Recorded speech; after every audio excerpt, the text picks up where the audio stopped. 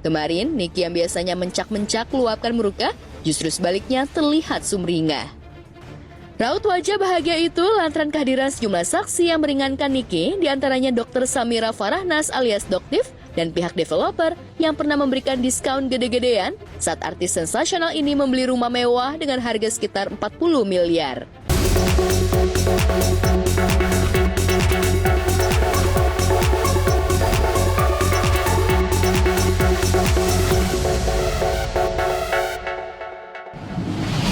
Harga saya diberikan diskon kurang lebih hampir 10 miliar ya Pak ya.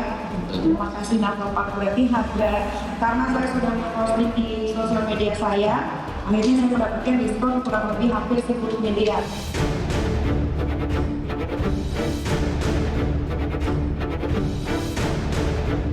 Jika biasanya sidang kasus pemerasan dan tindak pidana pencucian uang atau TPPU dengan terdakwa Nikita Mirzani berlangsung penuh huru-hara, diwarnai teriakan para pendukung, kemarin Niki yang biasanya mencak-mencak luapkan muka, justru sebaliknya terlihat sumringah. Raut wajah bahagia itu lantaran kehadiran sejumlah saksi yang meringankan Niki, diantaranya Dr. Samira Farahnas alias Doktif, dan pihak developer yang pernah memberikan diskon gede-gedean saat artis sensasional ini membeli rumah mewah dengan harga sekitar 40 miliar. Ya, segitulah bayar saya mahalnya teman-teman wartawan. Alhamdulillah saksi hari ini semuanya baik ya, meringankan semua sesuai dengan faktanya. Memang seperti itu, bahwasannya karena saya pernah mempromosikan YouTube saya, channel YouTube dan Instagram saya, dari harga rumah yang saya beli 41 miliar hingga didiskon jadi 33 miliar, berarti harga endorse saya itu hampir 10 miliar. Jangan sampai ada lagi seperti yang kemarin ya, marga satwa itu ya, Panda dan kawan-kawan itu yang merusak. Jadi yuk kita ikutin aja supaya lebih aman. Karena ikut andil dalam promosi, Niki dapat potongan hingga 10 miliar. Kesaksian pihak developer di ruang sidang ini sekaligus untuk menunjukkan jika bayaran endorse Niki bukan kaleng-kaleng. Di depan majelis hakim dengan bangga, Niki mengakui bayaran endorse-nya yang mahal itu. Niki bukan hanya bangga dengan tarif endorse-nya yang fantastis. Di luar sidang, ia dan pengacaranya bahkan menyindir kubu Reza Gladys dengan menyatakan siap mengembalikan uang 4 miliar yang sudah diberikan dengan tambahan 1 miliar.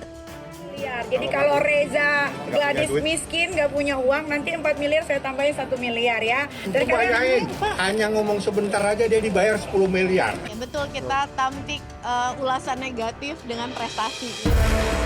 Setenang-tenangnya sidang dengan terdakwa Niki, tetap saja ada masalah yang membuatnya kesal hingga Niki siap melakukan somasi. Kejengkelan Niki itu tumpah ketika mencecar saksi dari salah satu bank swasta yang diminta penyidik untuk memberikan bukti rekening koran.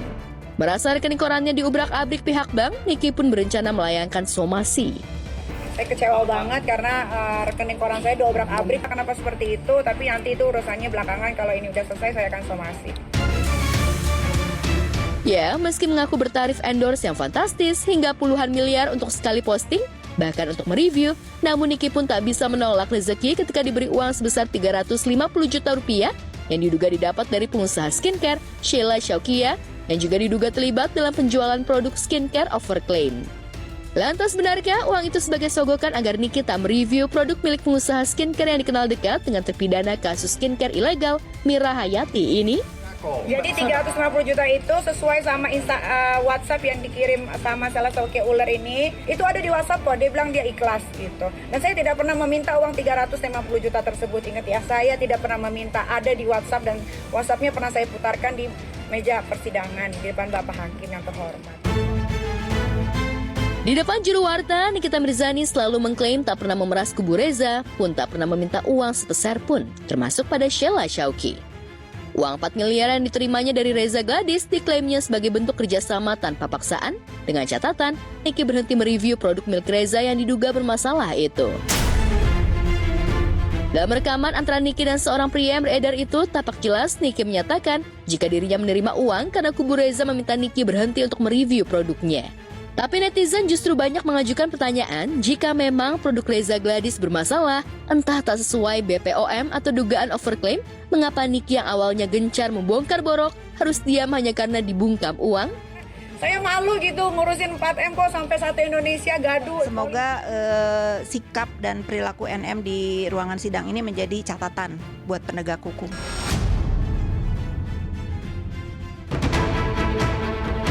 Jika tujuannya membongkar borok peredaran skincare yang berbahaya, kenapa harus terhenti hanya karena dugaan disogok uang 4 miliar? Maka wajar jika kecurigaan muncul, jangan-jangan drama mereview produk yang menyentuh sang pemilik hanya cara untuk menggertak agar pemilik skincare keluar uang.